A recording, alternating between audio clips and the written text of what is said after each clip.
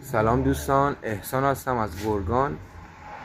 امروز به جمعتون پیوستم. من تعمیرات لوازم خونگی انجام میدم، البته همه چی، هر چی که فکر کنین من انجام میدم و هم فروش لوازم برقی رو دارم، هم تعمیراتش. الان به دستمون یه دونه چراغ اضطراری رسید، الان بازش کردم. بچه‌ها چراغ اضطراری روشن نمیشه، الان مشکل روشن نشدن داشت. دلیلش 99% باتریشه.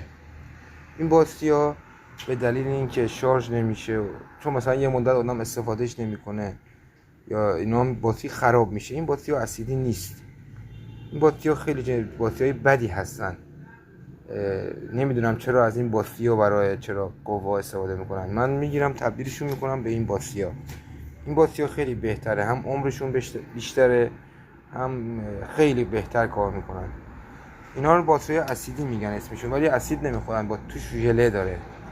اولین چکی که میکنیم باتریشو چک میکنیم. اگه باتریش مشکل داشت، مشکل نداشت، میریم سراغ چیزهای دیگهش.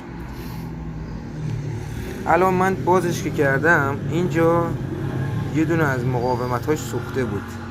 دلیل سوختنش هم اینه که زیاد میذارن تو شارژ میمونه. مثلا اینا تا 2-3 ساعت به برق باشه شارژ میشه، ولی یا بعضی‌ها میذارن صبح تا شب. این یه سره داره شارژ میکنه، قطع کن ندارن اینا، هیچ کدوم از این چراغ قوا قطع کن ندارن. بعد این مقاومت رو بهشون فشار میاد میسوزه. من الان بازش کردم دیدم اینجا مشکل داشت. الان من اونو که مقاومتش رو عوض کردم، درستش کردم، روشن شد. الان میتونین ببینید الان زیر شارژه. بعد ببینیم که باتریش هم سالمه یا نه. اگه باتری سالم بود که، اگه نبود من دیگه نمیرم از این باتری ها بذارم، جاش از این باتری ها میذارم. اینا هم ولتاژ 3.7، اینا هم ولتاژشون 3.7-4 بیشتر نیست. مثلا میتونم 2 تا 3 تا بذارم واسهش، مثلا ساعتش هم بیشتر شه، بیشتر براشون کار کنه. ممنون میشم ویدیومو لایک کنین. از این روز، از امشب بعد بگیم، من خیلی کلیپ میذارم. هر چیزی که برای تعمیر تو مغازه من بیاد، من همه رو فیلم میگیرم میذارم براتون که یه چیزی بهتون اضافه بشه، الکی کلاه هم سرتون نره. ممنون میشم ویدیومو لایک کنین. خدا نگهدار.